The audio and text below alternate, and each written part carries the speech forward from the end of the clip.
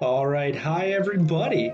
So we got a bit of a different video for today. I think the game audio is actually off, so I'll put some music underneath this.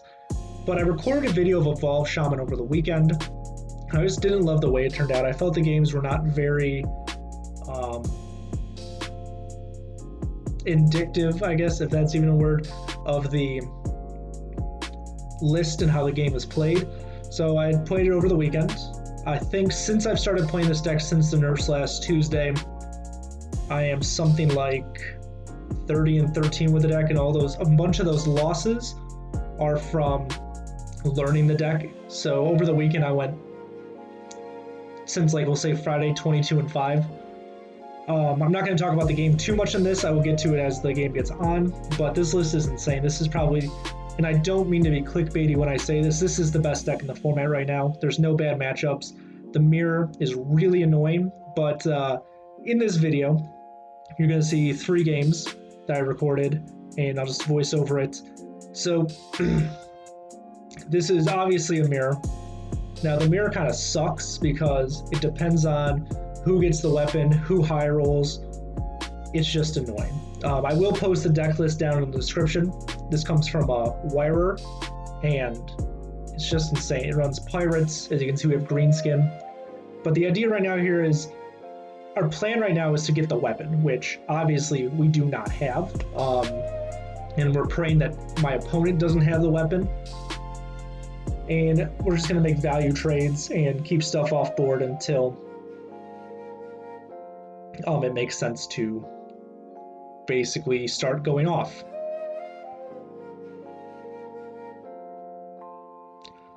So we trade, they don't have a board. They are on coins, so we are hoping that they don't just coin it out, but we're going to see here in a second that they don't. We played our low-cost dragon. We just want to stay on board, get on board, maybe revolve next turn with the desert hares.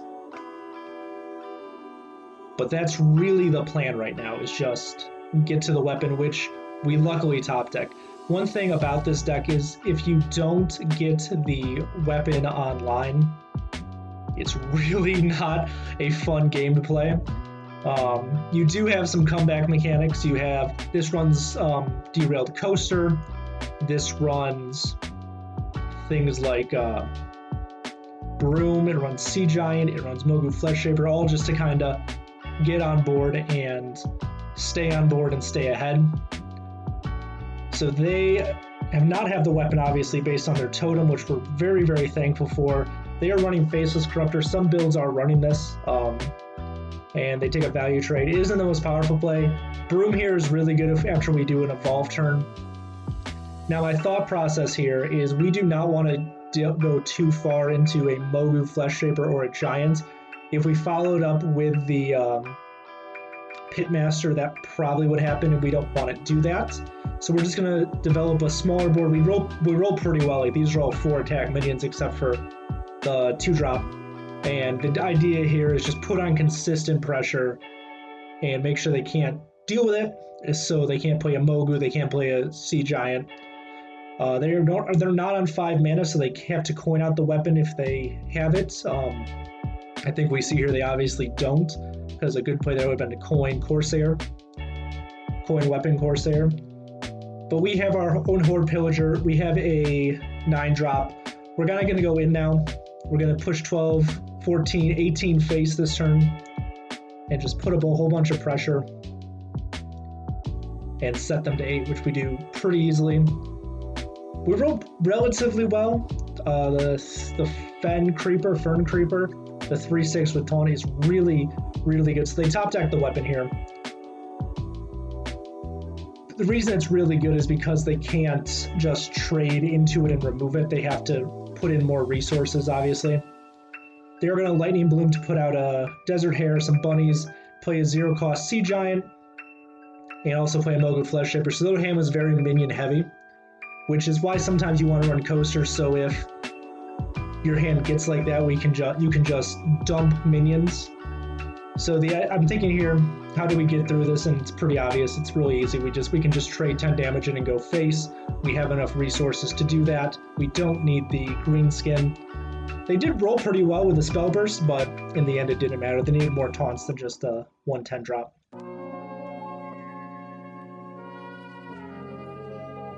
So this one is against the Whirl Kick Rogue. This matchup is, I don't think this is the easiest matchup. So in the original video I did talk a bit about the deck list, and I will talk about that a little bit more right here. This list originally ran the Bloodsail Corsair, the 1-mana 1/2 pirate that removed 1 durability from your opponent's weapon. And I think that was primarily for the mirror. However, because we have Coaster and Broom, it's not really that important for the mirror, especially because the mirror runs Horde Pillagers, which just revive the weapon. I mean, it takes 1 or 2 swings off, but still a total of, throughout the course of the game, it's a 4/2 weapon. You technically play it 4 times, that's 8 swings, so 6 swings to 8 swings doesn't matter terribly too much.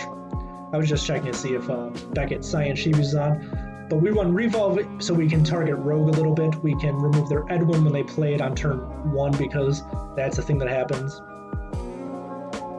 But we mulliganed when we kept Cage Match Custodian, which is the best card in the deck. Like I said, if you do not get the weapon, it doesn't feel great. So having guaranteed draw to that weapon is important. And one cool thing you can do is if you get the weapon and then a Custodian and draw another weapon, play the weapon you drew so the opponent doesn't think that you have follow-up. I think we'd kind of see that in the next match, but I don't know. Since the opponent's not doing anything, I'm going to take a second. I do not love this playstyle of deck. I don't really love board-based RNG. It's really hard to play around, and it's really frustrating. That said, this deck is so good right now. It's really, really powerful. I do think it should be nudged so it is not as powerful, but if you listen to the Viscious Syndicate podcast this week, it's kind of like an S-tier deck. It has no bad matchups. Demon Hunter was its worst matchup, and Demon Hunter got nerfed. The reason that turn took so long is I was thinking, do we want to Lightning Bloom out the weapon this turn? And there are times when you can do that. If you had Dread Corsair, you could. Doesn't really matter in this matchup. I mean, it doesn't really matter with the hand we have. If we had Dread Corsair, we would get Dread Corsair out and the Parachute Brigadier. Fortunately, it didn't, so it didn't make much sense. Now, I'm kind of thinking of what to do here. Do I want to, again, Lightning Bloom the weapon, take a value trade, and then follow up next turn with Pick Commander? I decide not to. I think this is the better play if Fireheart gives us Storm Strike. That's probably the best one. Rogue is a board-based deck, so having the ability to take care of the board as it comes is usually pretty good. So next turn we can play the weapon. We could Lightning Bloom out a Brigadier. The way to kind of beat this deck is if you are able to, so they Shadow Step the SI. They could take a trade here with their weapon and then play the SI onto it. Or I'm thinking they could go an Edwin, but they get a Wand Thief. But the way you beat this deck is pressure them so they can't play the weapon. If you pressure Evolve Shaman enough to where they can't put out the weapon, you're in a good spot. They Swindle here. The issue with that is there's not a lot of aggro tools in the meta right now to do that. They kind of nerf those with Hunter and Demon Hunter. So their Prize Plunderer cleared our Fireheart, unfortunately.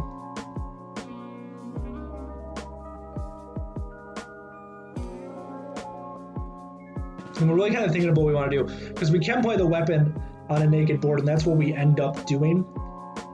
They're not really contesting us too much right now, so we have the luxury to do that. And then next turn follow up with Pit Commanders. I was thinking maybe we want to Lightning Bloom out a minion. It's not necessary. You want to kind of sit. You do need to save your resources, like your weapon charges and your Lightning Blooms for the optimal time. Sometimes you want to Lightning Bloom out a Mogo Flesh Shaper or a Sea Giant. So it's pretty obvious that they chose the egg to be the one that dies first. And they Shadow Step the Jandis, which makes this difficult, but it's a lot of value. They go face for 4. It's not the worst thing in the world, and it's our turn. Now we can follow up, and we follow up pretty hard. We're going to go Storm Strike onto the egg, which we know is going to die anyways. and we know it's the one they picked because it's an awful minion. Then we can play Dread Corsair, Parachute Brigadier comes out as well, and then we get to play the Pit Commander, and we can trade right into the 3/5. Now, a play that we probably could have done there is also Lightning Bloom Sea Giants. And I think the reason we didn't do this is because next turn we can go into another Cage Match Custodian and then play a follow-up with a weapon, which I think is a little more valuable than getting out the Sea Giant right now. I also played it a little fast, so... But they played Wand Thief here, and I think they're digging for a they're digging for a freeze effect because this board is scary. There's 6, 10, 16, 20 damage on board, which is a lot of damage. They can clear some of it, obviously. But yeah, they do actually find Blizzard here. And then they're going to trade into a 3 attack minion and trade the, 1 health minion with their face, and then trade the Prize Plunderer into something. It's unfortunate that it doesn't fully matter because we just have so much refill in this deck. It's just kind of ridiculous. Like, we're going to go Pitmaster here, and then put 3 more minions on the board. And that makes Mogu Flesh Shaper cost 3. And now we're kind of looking to close out the game, so... Oh, I thought we were going to Lightning Bloom this turn. I guess we're not going to. I guess my thought process here is that's a really bad roll as a 10-drop. If there's no minions on board, that rabbit. I think my thought process here is we can do that next turn. This is actually kind of a low roll. So they play Questing here. This is why we would have Revolve in the deck. So we could kind of mitigate these Edwins and Questings. We didn't draw it this game, obviously. And it's in their best interest to take the 10-drop, the bunny, off the board. But they combo Brain Freeze one of our 3-drops, and they obviously train the 10-drop. If they didn't, and we followed up with an Evolve, it would have been awful because it would turn into a different 10-drop. And we're going to play our Cage Match here.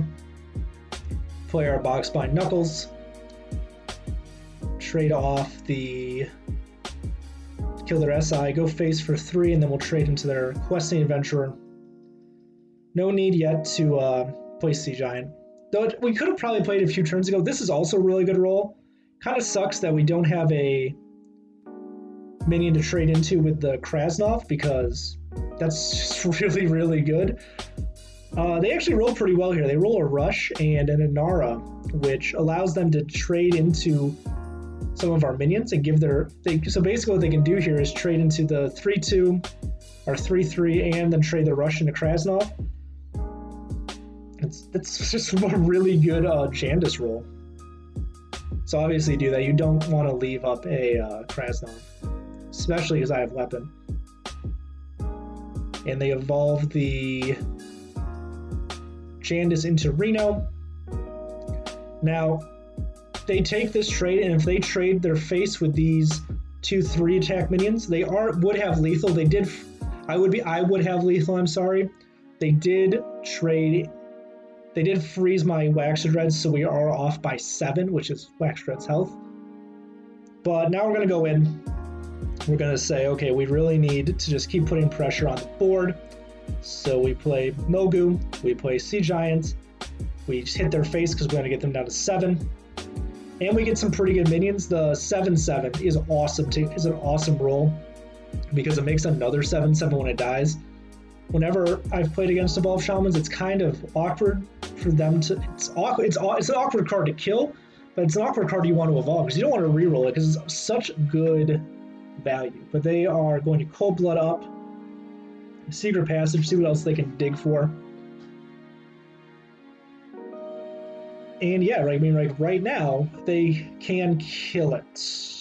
No, they need an Eviscerate. They can't kill it. But they Backstab, which will let them go in with the Evil Miscreant and the Reno, but they are going to Swindle, and I think they actually get an Eviscerate off of this. Because they trade the Reno in here, You have to hit the minion with a taunt though first, so the Reno has to go in. Because I'm pretty sure they have an Eviscerate. Yeah. Okay, so there's the Eviscerate. They trade the Miscreant in.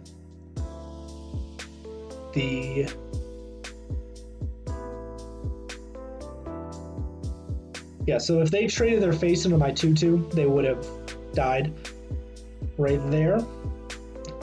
But, I mean, that was a really good... They dug really well and found a lot of stuff. So now I'm going to play Slither Slurper, see if we find lethal. I don't know why the opponent conceded here. I don't think you want to concede here because you're technically not dead. You don't know what I have in my hand. Obviously, from you can see on the screen, it was Revolve and Lightning Bloom. I mean, they didn't know that, but I don't think you want to concede unless you know you're dead. They did not know they were dead. So, I don't know. That's kind of my thought process. And this is against a Demon Hunter. This ends up... I kind of mulligan for this to be aggro. And it's kind of a weird mulligan, right? Sea Giant's a 10-drop. Coaster's a 5-drop. But I'm thinking if we can get the weapon with Custodian, which we always keep. Don't ever mulligan Custodian. And then Coaster on 4, we can kind of mitigate the aggro a bit. This ends up not being aggro Demon Hunter. At first I think it's Soul because they attack, but it ends up being OTK. So we drew the second Custodian, which is a bummer because we have the weapon. But, so they Chaos Strike here. I thought about this when they did that. I don't know if you want to Chaos Strike here. Because you know that I'm usually going to play a 2/2. So I don't know if playing the Chaos Strike and leaving a 2/2 up is the best idea. But I don't think they do it this turn, actually. I think... Yeah, they just Acrobatics this turn. So I was thinking at this point, I didn't know this was OTK. I was thinking either that this is a Demon Hunter, aggro Demon Hunter with a terrible, terrible start, or if it is OTK, because the Soulless does not run Acrobatics. We're just going to Totem here. Just get minions in play. So I think this game is actually a really interesting way to look at aggro Demon Hunter. Obviously, the game plan is very linear. It's get the weapon online by 5, play a bunch of tokens and evolve them. It's really a very boring... I don't love this playstyle, but the deck is just good. Like, the deck is incredibly powerful.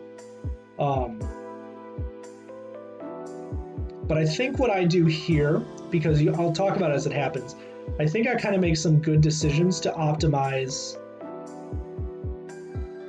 what I'm doing, what my goal is with this deck, which is flood the war with the tokens, make them big dumb minions, hit them in the opponent in the face.